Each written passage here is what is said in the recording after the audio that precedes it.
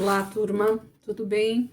Bora lá para a continuidade do nosso texto em Salmos. Hoje nós vamos ler capítulo 11 e vamos seguindo, né, os nossos 150 dias com 150 salmos.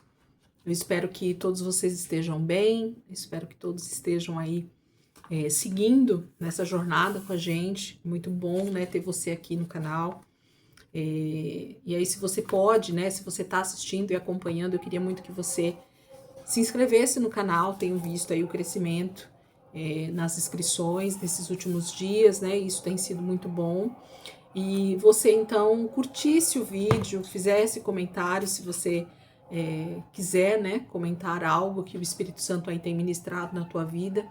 A gente fica feliz em ver comentários também. O nosso canal, ele não tem o intuito de simplesmente ser um youtuber, né? Eu não sou youtuber, eu sou alguém que ama a palavra de Deus e decide compartilhar aquilo que o Espírito Santo tem feito na minha vida, aquilo que eu tenho aprendido, aquilo que Deus tem me ensinado. Eu quero compartilhar e ensinar outros também. Então a gente está caminhando junto, né? Não tem barreiras, né, entre a gente, graças a Deus por isso. A gente está caminhando junto aí rumo a esse crescimento espiritual, a esse conhecimento de quem é o nosso Deus, de nos fazer também ser transformados por essa palavra, né? A gente vai sendo moldado por ela. Esse é o intuito do nosso coração. E quando eu decidi fazer esses 150 salmos com 150 dias, esse era o intuito, né? Mergulhar um pouquinho mais fundo, conhecer o processo da Lectio Divina, que eu só tinha ouvido falar, mas nunca tinha praticado realmente, e percebi que é uma prática espiritual muito antiga e que nos remete a realmente aquilo que a gente faz, às vezes, de forma separada, né? Às vezes a gente lê a Bíblia, legal, bacana, é muito bom. Normalmente oramos, né? O processo da oração, ele é normal na vida do cristão, na vida daquele que quer ter relacionamento com Deus, e a gente faz isso aleatoriamente. Nós meditamos muitas vezes, né? Fazemos pequenos estudos, meditamos na palavra, pensamos ali durante o dia em algum texto, e isso também é muito bom. E às vezes a gente fica em silêncio. Essa talvez seja a parte mais difícil, né? E que geralmente a gente não tem o costume de fazer, ainda mais nessa rotina que a gente diz que é corrida demais para parar, né? Parar para quê? Tempo é dinheiro, muitos falam, né? Isso é terrível quando a gente não sabe ter tempo de descanso, quando a gente não sabe ter tempo de realmente solitude, de contemplação, né? E graças a Deus a Lectio Divina, ela traz essa prática de forma muito ordenada para nós, de forma muito prática, objetiva, e nos fazendo realmente unir essas 4 coisas tão boas, né? Ler, meditar, orar e contemplar. Então, se você está aqui no canal e gosta, né, de aprender um pouquinho mais da palavra, eu te aconselho a seguir aí com a gente, lendo o livro de Salmos no formato da Lectio Divina e aprendendo, né, do Espírito Santo aquilo que ele tem ministrado aí no teu coração, tá bom? Vamos lá, Salmos de número 11, não é um salmo muito grande, então nós vamos meditar um pouco nele aqui hoje. Salmos de número 11 diz assim: No Senhor eu me refugio. Por que então vocês me dizem: voe para os montes como um pássaro? Os perversos preparam seus arcos e colocam as flechas nas cordas. Das sombras eles atiram contra os que têm coração íntegro. Os alicerces ruíram. O que pode fazer o justo? O Senhor, porém, está em seu santo templo. O Senhor governa dos céus. Observa a todos com atenção e examina cada pessoa na terra. O Senhor põe à prova tanto o justo como o perverso. Ele odeia quem ama a violência. Fará chover brasas vivas e enxofre sobre os perversos, e com ventos abrasadores os castigará. Pois o Senhor é justo e ama a justiça. Os íntegros verão sua face. Vamos ler novamente? No Senhor eu me refugio. Porque então vocês me dizem: voe para os montes como um pássaro. Os perversos preparam seus arcos e colocam as flechas nas cordas. Das sombras eles atiram contra os que têm coração íntegro. Os alicerces ruíram, O que pode fazer o justo? O Senhor, porém, está em seu santo templo. O Senhor governa dos céus. Observa a todos com atenção. Examina cada pessoa na terra. O Senhor põe à prova tanto o justo como o perverso. Ele odeia quem ama a violência. Fará chover brasas vivas e enxofre sobre os perversos. E com ventos abrasadores os castigará. Pois o Senhor é justo e ama a justiça. Os íntegros verão sua face. Vamos ler mais uma vez? No Senhor eu me refugio. Por que então vocês me dizem, voe para os montes como um pássaro? Os perversos preparam seus arcos e colocam as flechas nas cordas. Das sombras eles atiram contra os que têm coração íntegro. Os alicerces ruíram. O que pode fazer o justo? O Senhor, porém, está em seu santo templo. O Senhor governa dos céus. Observa a todos com atenção. Examina cada pessoa na terra. O Senhor põe à prova tanto o justo como o perverso. Ele odeia quem ama a violência. Fará chover brasas vivas e enxofre sobre os perversos, e com ventos abrasadores os castigará. Pois o Senhor é justo e ama a justiça. Os íntegros verão a sua face. Salmos de número 11. Ele é o Salmo de Davi. E segundo alguns estudiosos, segundo alguns leitores, né, do texto bíblico, dizem que o Salmo 11 ele foi concebido por Davi, ele foi feito por Davi naquele momento em que Davi está sendo perseguido por Saul, que Saul descobre, né, que Davi é ungido de Deus, que vai ser aquele que vai reinar sobre Israel. E ele é aconselhado, então, a fugir, né? Para não ser morto por Saul naquele momento. Então, por isso que ele começa esse salmo dizendo isso. No Senhor eu me refugio. Por que então vocês me dizem, voe para os montes como um pássaro? Davi está diante de uma perseguição infundada, né? Davi está diante de uma perseguição que não faz sentido. Não foi ele quem agiu como forma insensata, no caso de Saul, né? Foi Saul que fez todas as coisas que fez e Deus o rejeita, então. E Davi foi ungido rei por Samuel no momento da sua vida que ele nem sabia o que estava acontecendo direito, essa é a verdade.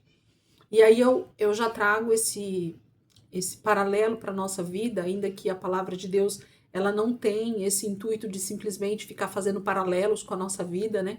Mas nós podemos sim, orientados pela palavra, avaliarmos a nossa vida.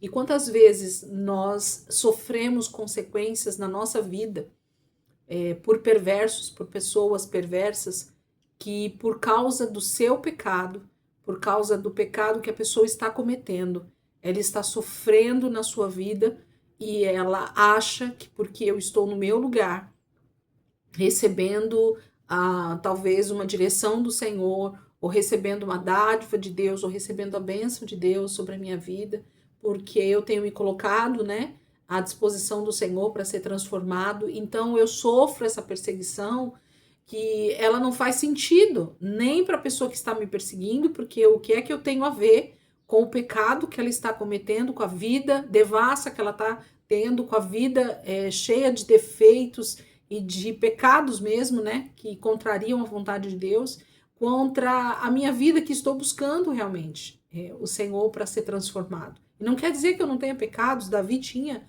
os seus pecados também, não é disso que nós estamos falando aqui, eu estou dizendo de injustiças, de perseguições, de traições que nós sofremos muitas vezes, e que não tem fundamento, não tem base. E aí as pessoas dizem que nós devemos fugir das situações, né? Nós é que devemos nos trancar na nossa casa, nós que devemos de parar de fazer o que nós estamos fazendo, nós que temos que calar a nossa boca, nós que temos que ser mais pacientes, né? Então, tudo vem dizendo que é nós que temos que recuar.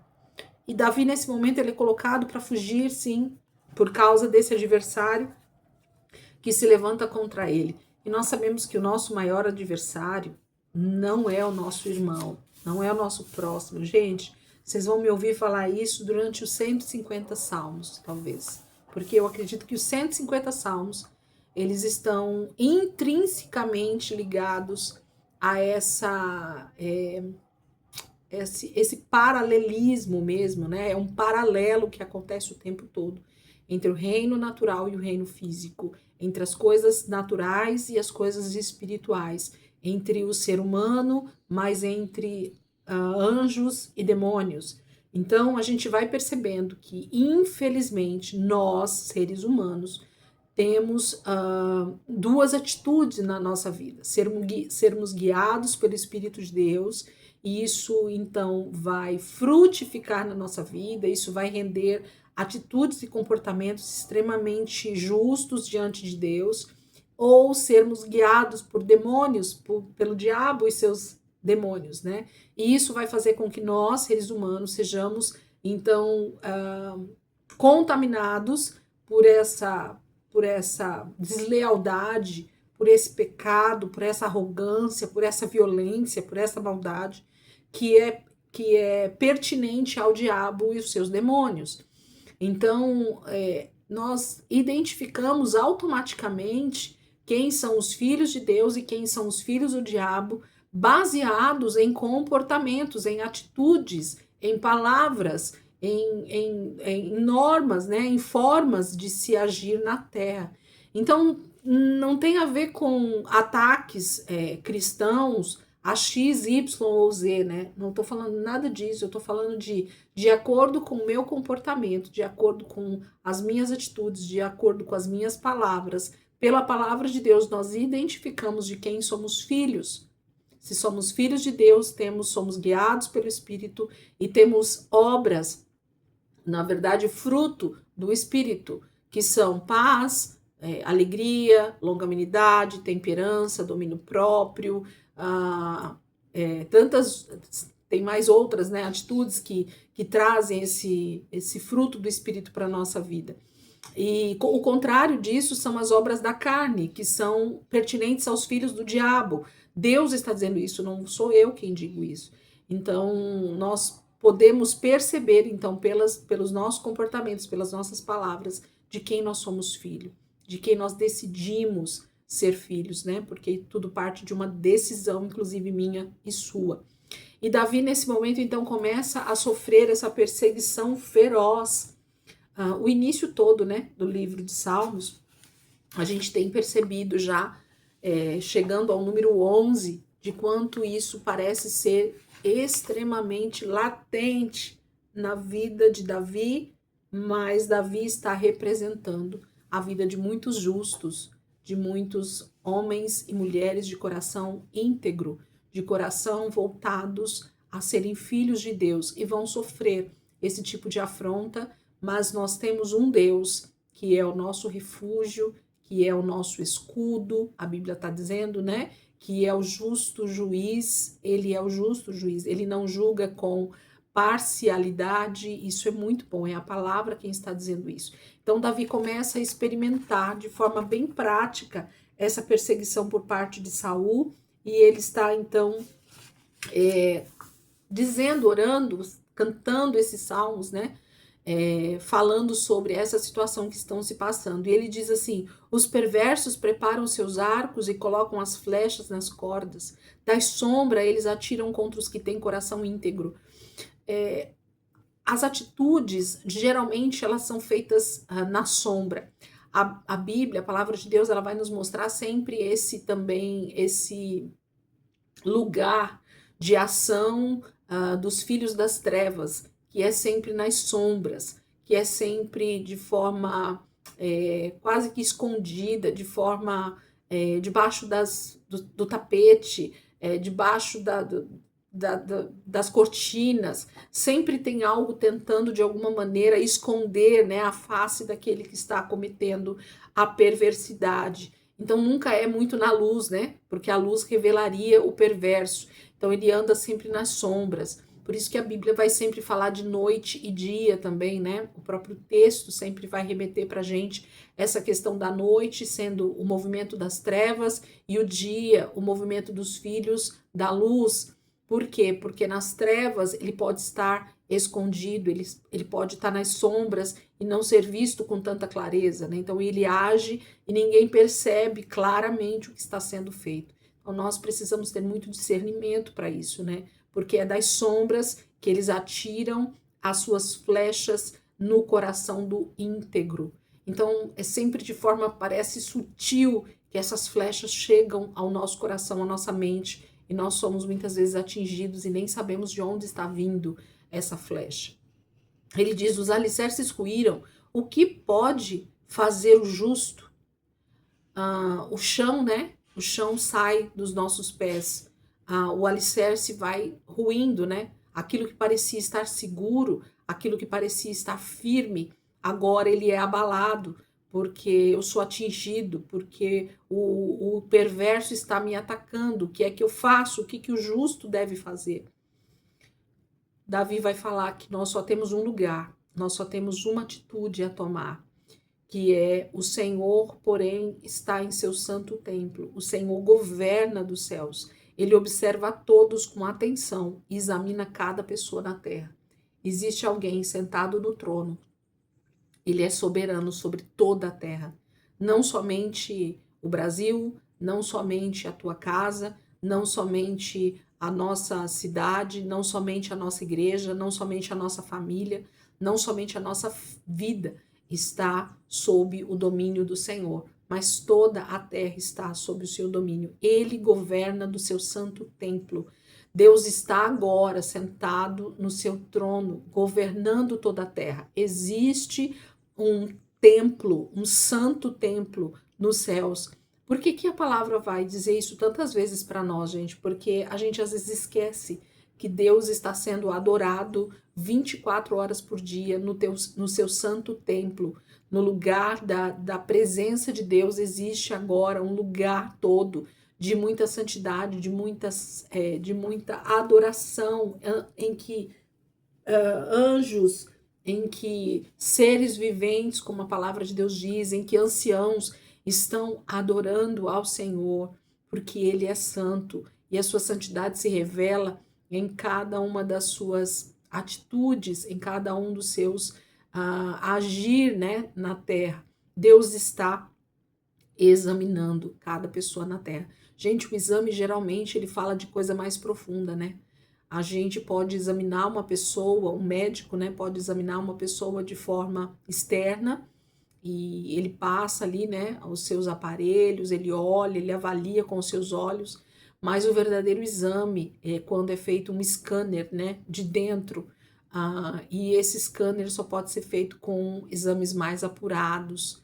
Então Deus é esse Deus que consegue escanear o coração do homem, é aquele que consegue entrar no mais profundo do nosso ser e nos examinar de forma profunda. Então, para Deus não existe nada que não esteja latente diante dos seus olhos. Deus vê o nosso interior como ele é.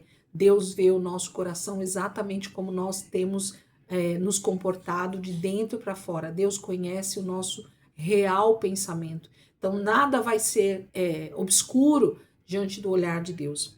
E então Davi vai dizer: o Senhor põe à prova tanto o justo como o perverso. Ele odeia quem ama a violência. Eu gosto muito de avaliar essa palavra, analisar, né, meditar nessa palavra prova, porque a gente tem sempre a ideia de prova como algo... eu não sei nem explicar aqui, porque eu tenho hoje um entendimento sobre prova, que é o entendimento de um aluno que ele passa por um momento de aprendizado e num dado momento, depois desse aprendizado, de às vezes um longo período de aprendizado, o professor então diz assim: agora eu vou aplicar uma prova para que eu saiba, o professor saiba, o quanto de entendimento foi adquirido pelo aluno. Então, ele está ali ensinando uma matéria, seja ela qual for, matemática, português, biologia, ciências, geografia, artes, qualquer matéria que você possa imaginar aí na sua mente agora, o professor está ali se debruçando, né, em nos ensinar aquela matéria. E num dado momento ele diz, até aqui chega, né? Passei bastante informação, agora deixa eu ver o quanto dessa informação que eu te passei foi aprendida por você. Eu não quero só que você conheça a matéria, eu quero que você entenda e que isso se torne prática na sua vida, que se você precisar pôr em prática, você vai saber pôr em prática. Então ele aplica uma prova. E a prova nada mais é do que perguntas que devem ser respondidas, que devem ser desenvolvidas à luz daquilo que você foi ensinado. Deus, o tempo todo, amados, está sendo o nosso professor. A palavra de Deus é a matéria que nós temos aprendido da parte de Deus todos os dias da nossa vida. E isso deveria ser, né, na verdade, uma prática nossa de todos os dias. Porque esse professor, que é o próprio Deus, que é o Espírito Santo hoje, ele tem interesse em nos ensinar a verdadeira vida, a verdadeira maneira de se viver como um filho de Deus. E quando então somos ensinados, Deus nos põe à prova em situações para ver se nós vamos saber nos comportar, saber lidar com aquilo baseado naquilo que ele tem nos ensinado. Então isso é por ser posto à prova. É para saber se você entendeu até ali. E o que acontece quando um professor nos ensina algo, que nós fazemos a prova, e quando ele corrige essa prova, ele percebe que nós não atingimos o resultado esperado, né? A nota esperada. Então ele volta e nos dá uma recuperação. Ele nos faz passar por novamente aquela mesma matéria até que aquilo realmente seja aprendido de verdade. Então, qual é o problema da cola na escola? Né? Qual é o problema de colarmos?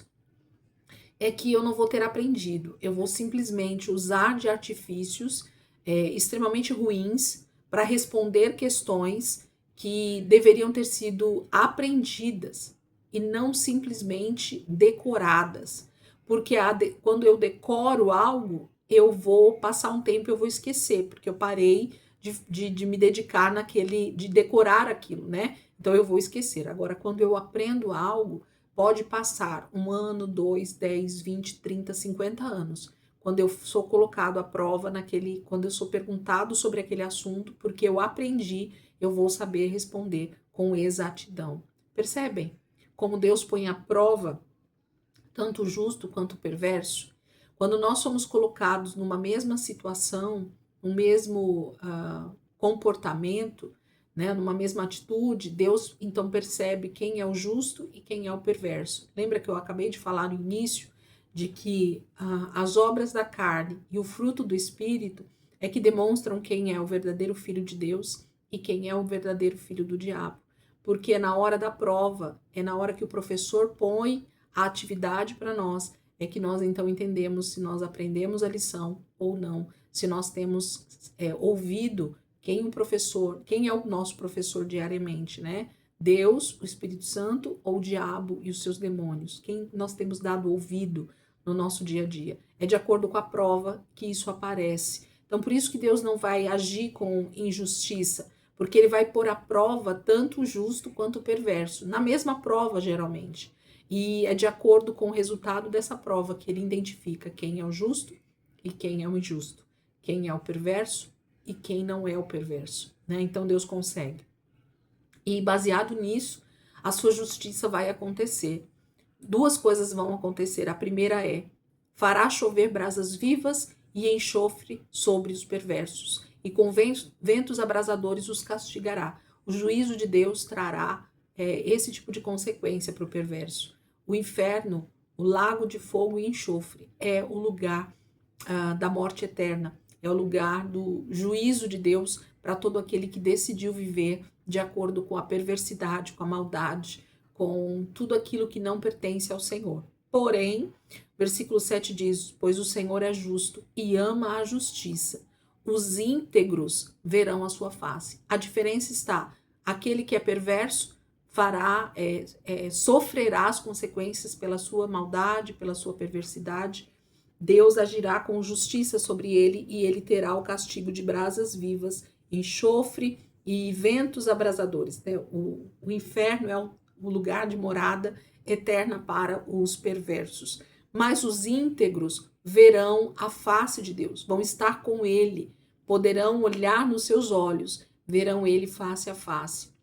Isso não diz respeito a esse momento, diz respeito a um momento futuro, mas nós já podemos desfrutar da presença de Deus através da palavra, através do Espírito Santo, através do tempo de comunhão, já nesse tempo. E isso já é maravilhoso, porque os filhos de Deus têm essa possibilidade. Eles amam estar nesse lugar. Agora, os perversos, eles desprezam, eles rejeitam esse lugar. Então, quando Davi está falando tudo isso, ele vai nos mostrando, através de uma consciência muito clara, do que ele crê, em que ele crê, no que ele está firmado, o que ele aguarda, né? O que ele espera de tudo isso que está acontecendo com ele.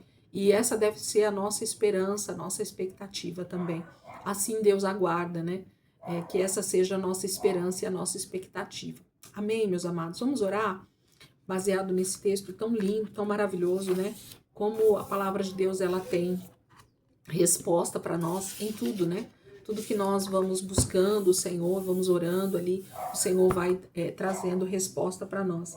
Salmos de número 11 está trazendo uma resposta poderosa para nós. Diante da perseguição injusta, Deus trará juízo sobre o injusto, sobre o perverso, e nós podemos ficar em paz, porque nós estaremos diante dele logo, logo, se Deus quiser. Amém? Vamos orar?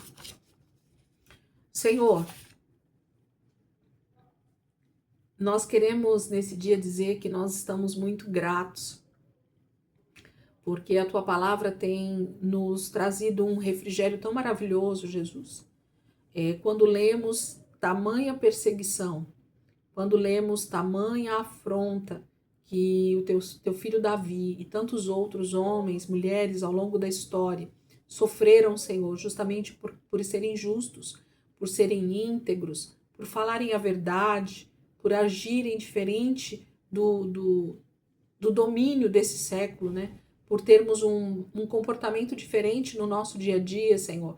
Muitas vezes, ou quase todas as vezes, somos afrontados no nosso modo de viver, na nossa forma de pensar. E às vezes até paramos e pensamos, eu podia seguir de acordo com esse mundo porque eu sofreria menos. Mas seria contrário a tudo aquilo que nós temos aprendido do Senhor. Seria totalmente contrário a tudo aquilo que o teu Espírito tem nos ensinado. Então nós vamos preferir, Pai, nesse dia, Senhor, eu oro para que o meu coração seja convertido, meu coração seja totalmente voltado a entender e compreender que a justiça do Senhor é a melhor prática para o nosso dia a dia. Que o comportamento que procede do entendimento que nós temos tido na palavra é o melhor comportamento que nós devemos ter todos os dias. Que falar a verdade, Senhor, que agir debaixo de santidade, que não dar ouvido, Senhor, às vozes que dizem que nós temos que agir contrário a isso que o Senhor tem nos ensinado. Nós precisamos rechaçar, nós precisamos dizer não, Senhor, às mentiras e ao engano que o maligno tem colocado diante de nós. Toda prática, Senhor, toda prática que fere a tua santidade deve ser, então, rechaçada por nós. Deve ser, Senhor, colocada de lado, deve ser confrontada com a verdade, Senhor. Nos ensina, Jesus, a identificar as mentiras no nosso dia a dia, as mentiras que são contadas para nós no nosso trabalho, as mentiras que são contadas para nós na nossa família, as mentiras que são contadas para nós pelos nossos amigos, que nós achamos que são nossos amigos, inclusive. Pai, nos ensina a identificar o engano que está nas mídias hoje em dia, nas redes sociais, nas pregações, Pai. Quantos homens e mulheres, infelizmente, Pai, estão sendo iludidos, estão sendo enganados, às vezes até com o uso da tua própria palavra, distorcida, descentralizada, tiradas de contexto, Pai. Nós podemos identificar tantos enganos, Pai, que a tua igreja tem sofrido, inclusive, justamente por falta de discernimento. O Senhor disse, Pai, quando o Senhor deu o último sermão, o sermão antes da sua crucificação, Jesus, quando o Senhor fala sobre o seu retorno, fala sobre os últimos tempos, o Senhor nos falou, nos ensinou, nos advertiu a respeito de falsos mestres, falsos profetas, de uma palavra enganosa que seria ministrada a nós, Pai.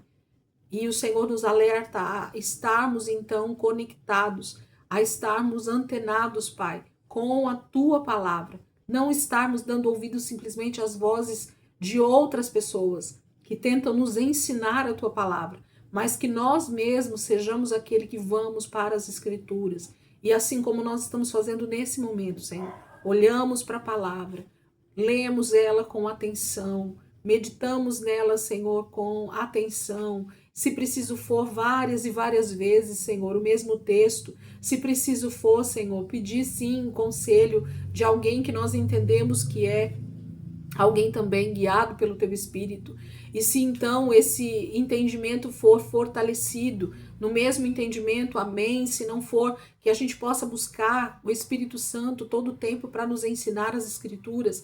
Ele é o nosso ensinador, ele é esse paracletos, esse ensinador, esse professor tão poderoso que pode nos ensinar, porque quando o Senhor colocar à prova, Pai, o justo e o perverso, nós sejamos encontrados como aqueles que têm sido aprovados, Pai, pelo comportamento certo, pela palavra correta, pela atitude correta, Pai, pelos pensamentos que realmente são de acordo com a tua palavra. Senhor, nos ajuda a ser bons alunos, nos ajuda a ser bons alunos da tua palavra, bons alunos do teu Espírito, que nós possamos aprender a nos sentar, nos debruçar na tua palavra, Senhor, realmente desejar aprender mais fundo, não de forma tão superficial como tem sido nesses dias, Pai, onde tudo tem tirado o nosso lugar de oração, tudo tem tirado o nosso lugar de aprendizado, tudo tem tirado o nosso momento de meditação. Senhor, para que nós temos tido tanta pressa? Por que, Senhor, temos dado ouvidos a essa rotina da pressa? Porque nós temos dado ouvidos, Senhor, a essa rotina da exaustão, de sermos atraídos a tantas distrações. O Espírito Santo nos faz compreender essa palavra e que nós possamos então ter ciência e consciência de que nós estamos sendo colocados à prova todo o tempo, Pai, para entendermos se estamos aprendendo realmente do Senhor ou se temos aprendido do maligno, a rejeitarmos ao Senhor, a rejeitarmos a tua lei. Oh, Jesus, nos ajuda, Pai, nessa palavra, a compreender essa verdade tão poderosa, que é a eternidade, que é esse lugar onde nós estaremos um dia com o Senhor, ou num castigo eterno, no inferno, Pai, nesse lago de fogo e enxofre, onde não haverá mais, Senhor, possibilidades de retorno, aonde realmente será o fim de todas as coisas. Que o nosso anseio, que o nosso desejo, Senhor, seja de nos arrependermos da nossa maldade, seja de nos arrependermos realmente dos nossos caminhos maus e nos voltarmos para o Senhor, Pai.